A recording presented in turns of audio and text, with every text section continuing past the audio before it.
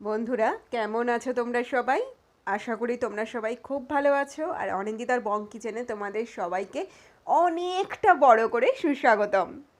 আজকে তোমাদের সাথে আমি শেয়ার করে নেবো আমার দই চিকেনের রেসিপি। কে কে এখানে ভেজিটেরিয়ান আছো? Sorry for those people guys. নিশ্চয় ভেজিটেবলের ওপরেও অনেক দারুণ দারুণ রেসিপি আমরা এর পরবর্তীকালে নিয়ে আসবো। আজকে কিন্তু আমি নিয়ে এসেছি ননভেজের একটা রেসিপি। তো রেসিপিটা শেয়ার করার আগে যারা প্রথমবার আমার চ্যানেলে ভিজিট করছো তারা কিন্তু নিচে লাল রঙের সাবস্ক্রাইব বাটনটা একবার ক্লিক করে কালো করে দিতে একদম ভুলো না। এটা কিন্তু আমার জন্য দারুণ হেল্পফুল আর আমাকে ভীষণভাবে মোটিভেট করে আরও নতুন নতুন অনেক ভিডিও বানাবার জন্য। পুরো ভিডিওটা অবশ্যই দেখো, একটা স্টেপও মিস করো না। বিশ্বাস করো এটা খেতে জাস্ট দুর্দান্ত হয়েছিল। সো চলো আর একটাও কথা না বাড়িয়ে ডাইরেক্ট রেসিপিটা শেয়ার করে নিই তোমাদের সাথে। এখানে আমি 3 চামচ দই দিয়ে মাংসটাকে মেখে নিয়েছি। এখানে আমি 600 গ্রাম মতো চিকেন নিয়েছি, যেটা দেখতে পাচ্ছ নর্মাল যেরকম হাড় শুদ্ধ যেরকম চিকেন আসে ঠিক সেরকম। পুরোটাকে আমি ফ্রিজে তারপরেতে ঢুকিয়ে রাখি ঘন্টা 2-1 মতো। বড় বড় সাইজের খান চারেক পেঁয়াজ নিয়েছি এবং যেটাকে আমি ক্র্যাশারেতে কুড়ে নিয়েছি। এটা পুরো রান্নাটা আমি সর্ষের তেলেতেই করছি এবং ননস্টিক কড়াই হলে পরে এটার জন্য আরও ভালো, কারণ আমি খুবই অল্প তেলে পুরো রান্নাটাকে করছি, যেহেতু এটা কিন্তু পুরো মাখা মাখা পজিশন। এরপরে এর মধ্যে পুরো পেঁয়াজটাকে দিয়ে আমি ভালো করে এটাকে কষিয়ে নিয়েছি। এবার আমি দিয়ে দিচ্ছি হচ্ছে আদা বাটা। শুধু কিন্তু আদা বাটা দিচ্ছি, খবরদার ভেবো না পেঁয়াজ পড়েছে মানে আদা পড়বে অ্যান্ড দেন রসুন, এরকম ব্যাপার কিন্তু একদমই না। সব রেসিপিতে সব জিনিস একদমই আসে না।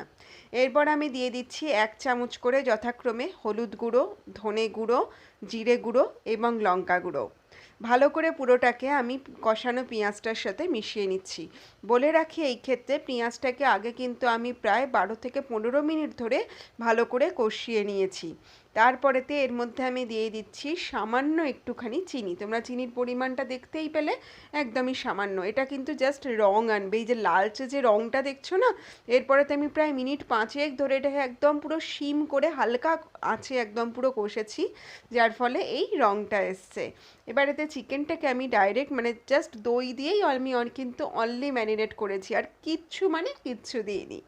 এবার এতে চিকেনটাকে মানে দই মাখানো চিকেনটাকে আমি এই পুরো মশলার গ্রেভিটা যেটা সেটার সঙ্গে ভালো করে মিশিয়ে ঢাকা চাপা দিয়ে মিনিট 10-এর জন্য রেখে দিলাম। এক্ষেত্রে বলে রাখি আমি কিন্তু এখনো পর্যন্ত এক ফোঁটাও জল দিইনি, আর দেখো কতটা জল বেরিয়েছে, মানে জল কেটেছে, পেঁয়াজ থেকে জল ছেড়েছে, দই থেকে জল ছেড়েছে, আর চিকেনের মধ্যেও কিন্তু যে জলীয় যে ভাবটা থাকে সেটা থেকেও কিন্তু জল ছাড়ে। আমার আঁচ কিন্তু কন্টিনিউয়াস লো আর মিডিয়াম রয়েছে, জোর আঁচ কিন্তু আমি এখনো পর্যন্ত একবারও করিনি। পরিমাণ মতো জল আমি এরপরেতে দিয়ে দিলাম। তোমরা চাইলে হালকা উষ্ণ জলও দিতে পারো, আমি নর্মাল জলই এর মধ্যে দিয়েছি। এবং জল দিয়ে এটাকে ফুটতে আমি আরও 10-15 মিনিটের জন্য রেখে দিয়েছি। তারপর পরিমাণ মতো নুন ওপরেতে ছড়িয়ে নিয়ে হালকা করে এটাকে জাস্ট কষে নিয়ে আরেকবার আমি এটাকে চাপা দিয়ে রেখে দেবো মিনিট 5-এর জন্য, যাতে পুরো জিনিসটা ভেতরেতে সেট হয়ে বসে যায়। দেখো তেলটা ওপরে কিন্তু পুরো ভেসে উঠেছে, ঠিক আছে? এই দেখো ওপরে আমি এবার দিয়ে দিচ্ছি, এটা কিন্তু গরম মশলা নয়, এটা কিন্তু অনলি দারচিনি, ঠিক আছে? শুধুমাত্র দারচিনি গুঁড়ো করা। এটা আমি বাজার থেকে কিনে এনেছিলাম, কেয়ার মশলা, কোনো অ্যাডভার্টাইজমেন্ট নয়, তোমরা অনেকে জানতে চাও তাই জন্য বলে দিলাম। এছাড়া বর্তমানে এখন আমি যেটা করি, দারচিনি নর্মাল দারচিনি কিনে এনে সেটাকে জাস্ট মিক্সিতে গুঁড়ো করে রেখে দিই। সুতরাং তোমরা যেটা খুশি করতে পারো, নর্মাল দারচিনি হলে তারও টেস্ট কিন্তু খুব সুন্দর আসে এবং সেটাতেই বরঞ্চ টেস্ট আরও ভালো আসে।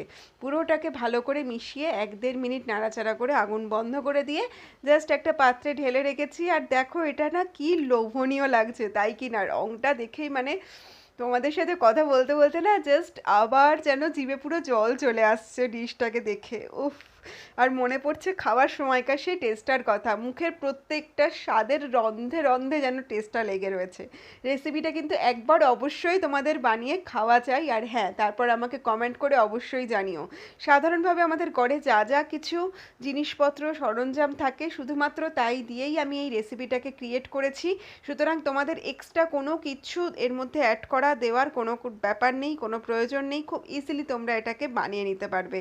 ভাতের সঙ্গে থেকে শুরু শুরু করে রুটির সঙ্গে যে কোনো রকম কিছুর সাথে তোমরা এটাকে সার্ভ করতে পারো, নিজেরা খাও, খুব ভালো লাগবে, বিশ্বাস করো। এটা একবার বানিয়ে দেখো, যতটা ইজি এবং যতটা কম ইনগ্রেডিয়েন্ট, যতটা কম পরিমাণে রান্নাটা হচ্ছে, খেতে এটা তার থেকে অনেক অনেক অনেক বেশি সুন্দর। ভিডিওটা ভালো লাগলে একটা লাইক করতে আর কমেন্ট করতে কিন্তু একদম ভুলো না। আজ তাহলে পরে এখানেই বিদায় নিচ্ছি, দেখা হবে আর একটা আগামী ভিডিওতে।